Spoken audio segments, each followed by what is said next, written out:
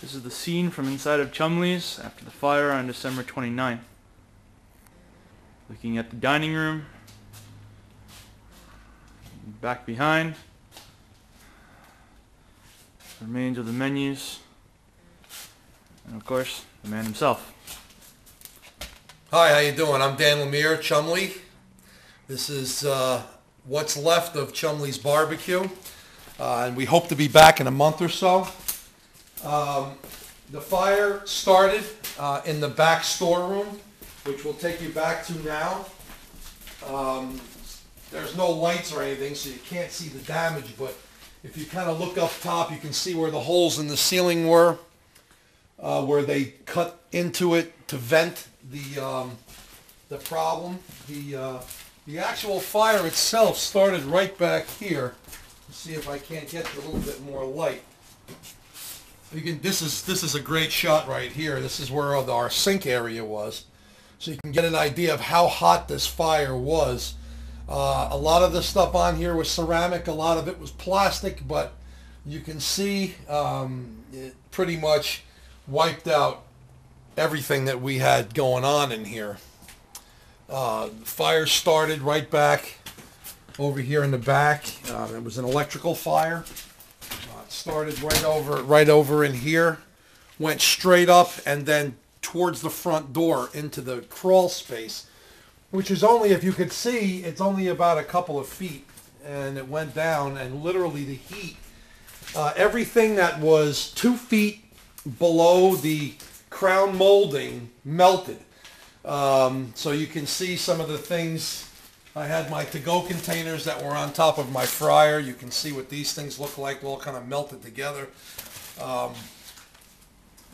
The television, which was right up on top, melted into itself. One of my favorite things to look at is how that light buckled. Just the plastic wrap, or the plastic cover of the thing there, and the ceiling fan, which really should go down in history as one of the probably modern art. You'd probably take that down and put that in a museum somewhere, and that would probably work. Really, everything from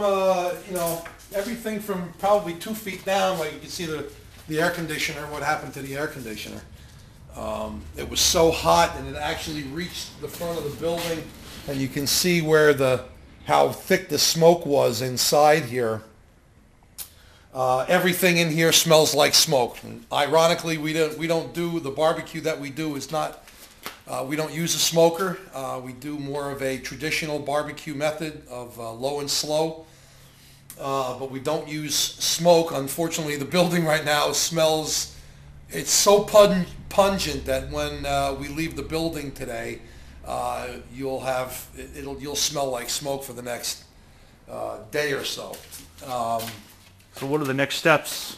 Well, right now the insurance, the remodel has already begun. The company that is working with us is charting every single piece that's in this building, and categorizing, put it in categories so that it's all cataloging every single thing that's here. For the insurance company, they took about 500 pictures, so that again, because that's what the insurance company wants. There's a twofold thing going on here, so there were several inspectors done to make sure that the fire wasn't suspicious. Our local fire chief deemed the fire an electric fire and ruled out any suspicious wrongdoings on our part or anybody else's part to set the fire deliberately.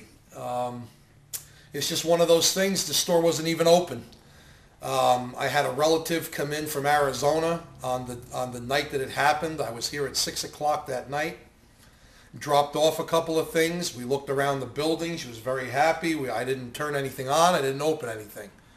9 o'clock, I get a phone call that there's smoke coming out of the place, and if it wasn't for the promptness of the Florida Fire Department, the Pine Island Fire Department, and the Chester Fire Department, who I tip my hat to, Those guys saved this place. If it wasn't for them, it would have been a total, and God only knows what would have happened.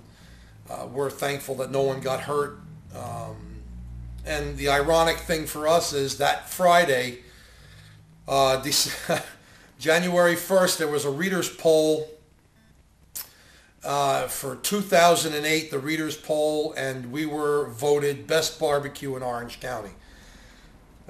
Crazy that something like that happens. So when we're back, we'll be able to advertise that, but it's just a setback, just a minor setback. Well, when are you hoping to be open back up again? Well, I mean, if everything goes well, obviously the structural part of the, of this program, which the landlord is responsible for, is going to be solely dictated by the weather.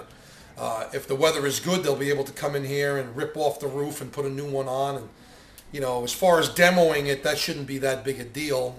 The next step for our guys, for our insurance purposes, is to come and take all the pieces of equipment out, check them to see if they still work, if they're salvageable. If they are, they'll clean them and bring them back. But pretty much everything that's in this building that you've seen on this video is toast, because the smell of smoke is so thick it just permeates into everything. Although they tell me they can clean it, I can't believe that. I have to see that. I have to smell that to believe it. So what about Chumley's customers who are looking for that familiar taste between now and the opening? Well, we've got a couple of things going on. I mean, I'm still doing catering. I was fortunate that the support that I've gotten from our local vendors in the area, specifically I'll name a few. Al Sanza, who is the director of the kitchen for the Knights of Columbus in the village of Florida, has volunteered us if we wanted to use their kitchen at no charge. Bob Matashevsky, who owns the Quaker Creek store right in Pine Island, also presented us that offer.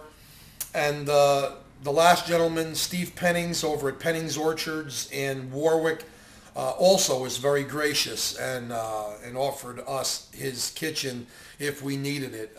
Again, all of these are very heartfelt. You don't really know what kind of friends you have until the chips are down. Mr. Pennings is opening up an indoor farm market, which my partner and I are deciding whether we want to do or not, given the amount of outlay that it's going to take for us to get it started.